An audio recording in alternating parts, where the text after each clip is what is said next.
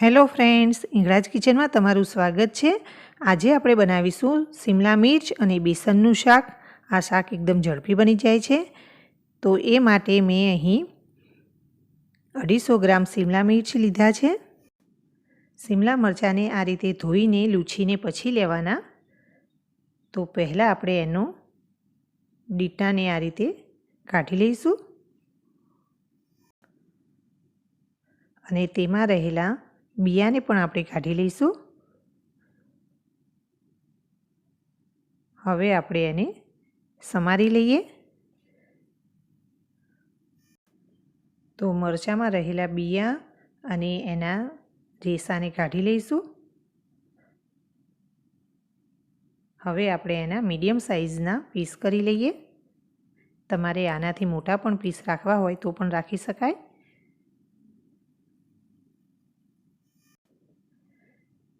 તો આ રીતના મેં મીડિયમ સાઇઝના પીસ કરી લીધા છે। હવે બાકીના શિમલા મિર્ચ પણ સમારી લઉં છું। તો અહીં મેં 250 ગ્રામ શિમલા મિર્ચને સમારીને લઈ લીધા છે। હવે આપણે એને બાજુ પર રાખીએ। હવે અહીં હું 3 લીલા મરચાં જે તીખા હોય છે એ ઝીણા સમારી લઉં છું। તમારે તમારા ટેસ્ટ અનુસાર 2 થી 3 મરચાં ઝીણા સમારીને લેવાના। આ શાકમાં આપણે લાલ મરચું નથી નાખવાના, તો એ પ્રમાણે લીલું મરચું લેવાનું અને જો તમારે લાલ મરચું પસંદ હોય તો પછી તમારે એ પ્રમાણે લીલું મરચું ઓછું લેવાનું। તો અહીં મેં લીલા મરચાંને કટ કરી લીધા છે। હવે આપણે ગેસ ઉપર એક પેન મૂકીશું અને એમાં 1/4 કપ જેટલો ચણાનો લોટ એડ કરી દઈએ। ગેસની ફ્લેમ ધીમી રાખીશું અને ધીમી ફ્લેમ ઉપર જ ચણાના લોટને શેકી લેવાનો છે। અત્યારે આપણે 1/4 કપ ચણાનો લોટ લીધો છે, પણ શાકમાં જરૂરિયાત મુજબ એનો ઉપયોગ કરીશું। તો આ રીતે સતત હલાવતા જઈને એકદમ લો ફ્લેમ ઉપર ચણાના લોટને શેકી લઈશું। લોટ જેમ જેમ શેકાતો જશે તેમ તે એકદમ હળવો થતો જશે અને એનો કલર પણ ચેન્જ થઈ જશે। તો 2 થી 3 મિનિટ પછી આપણો લોટ સરસ શેકાઈ ગયો છે। ગેસની ફ્લેમ બંધ કરી દઈએ અને લોટને આપણે એક પ્લેટમાં લઈ લઈશું।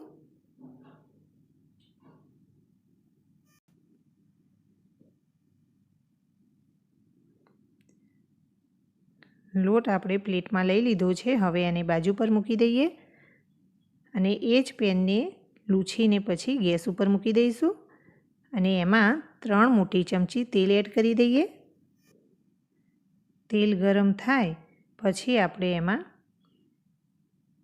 1/4 ચમચી હિંગ એડ કરી દઈએ। અડધી ચમચી જીરું એડ કરી દઈશું। 1 ટીસ્પૂન જેટલી વરિયાળી એડ કરી દઈએ। વરિયાળીનો ટેસ્ટ આ શાકમાં ખૂબ જ સરસ લાગે છે। 1 ટીસ્પૂન જેટલા તલ એડ કરી દઈએ અને જે આપણે લીલા મરચાં સમારીને રાખ્યા હતા એ એડ કરી દઈશું। થોડી હળદર એડ કરી દઈએ અને હવે બધું જ આપણે લો ફ્લેમ ઉપર સાતરી લઈએ। ગેસની ફ્લેમ લો રાખવાની, જેથી મસાલા આપણા બળી ન જાય। તો એકાદી મિનિટ જેટલું આપણે સાતરી લીધું છે। હવે એમાં કટ કરીને રાખેલા શિમલા મરચાં ઉમેરી દઈશું। બધું જ બરાબર સરસ મિક્સ થઈ ગયું છે। હવે આપણે સ્વાદ પ્રમાણે મીઠું એડ કરી દઈશું। મિક્સ કરી લઈએ અને હવે આપણે ઢાંકીને એને 2 થી 3 મિનિટ ચડવા દઈશું। 3 મિનિટ જેવું થઈ ગયું છે। હવે આપણે એને એકવાર હલાવી લઈએ। હવે એમાં 1 ચમચી ધાણા જીરું પાવડર, 1/4 ચમચી ગરમ મસાલો એડ કરી દઈશું। મિક્સ કરી લઈએ। ગેસની ફ્લેમ આપણે મીડિયમ જ રાખીશું। હવે આપણે ફરીથી એને ઢાંકીને એકાદી મિનિટ ચડવા દઈશું. એકાદી મિનિટ પછી આપણે જોઈએ તો આપણા મરચાં ચડવા આવ્યા છે. હવે એમાં 1 ચમચી જેટલો ગોળ એડ કરી દઈશું અને 1 ચમચી જેટલો આમચૂર પાવડર એડ કરી દઈએ. મીઠાશ અને ખટાશના લીધે આ શાક ખૂબ જ સરસ લાગે છે, પણ જો તમને ગળપણ પસંદ ના હોય તો તમે ગોળને સ્કીપ કરી શકો છો. બરાબર મિક્સ કરી લઈએ. હવે આપણે જે ચણાના લોટને શેકીને રાખ્યો છે તે એડ કરીશું. એકસાથે આપણે બધા જ લોટને એડ નહીં કરીએ, જરૂરિયાત મુજબ એડ કરીશું. તો પહેલાં આપણે થોડા લોટને એડ કરી દઈએ અને પછી બરાબર મિક્સ કરી લઈશું. આ શાક તમે ફ્રીજમાં રાખીને 2 દિવસ સુધી ખાઈ શકો છો. તમે પ્રવાસમાં પણ સાથે લઈ જઈ શકો છો. આ શાક ખૂબ જ ટેસ્ટી બને છે. હજુ થોડા લોટની જરૂર છે તો હું એડ કરું છું.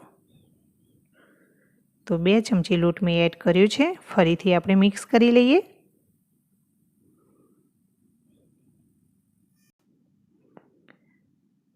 અહીં મારે આટલો લોટ વધેલો છે. હવે આપણે લીલા ધાણા એડ કરી દઈએ અને બધું જ બરાબર મિક્સ કરી લઈશું. તો બધું જ બરાબર મિક્સ થઈ ગયું છે. હવે આપણે ગેસની ફ્લેમ બંધ કરી દઈએ અને શાકને સર્વિંગ પ્લેટમાં લઈ લઈશું. તો આ શાક એકદમ ઝડપથી બની જાય છે અને ખૂબ જ ટેસ્ટી બને છે. તો ફ્રેન્ડ્સ, તમે પણ જરૂરથી ટ્રાય કરજો. અને જો તમને મારો વિડીયો પસંદ આવે તો મારા વિડીયોને લાઇક કરજો, શેર કરજો અને મારી ચેનલને સબસ્ક્રાઈબ કરજો. Thank you for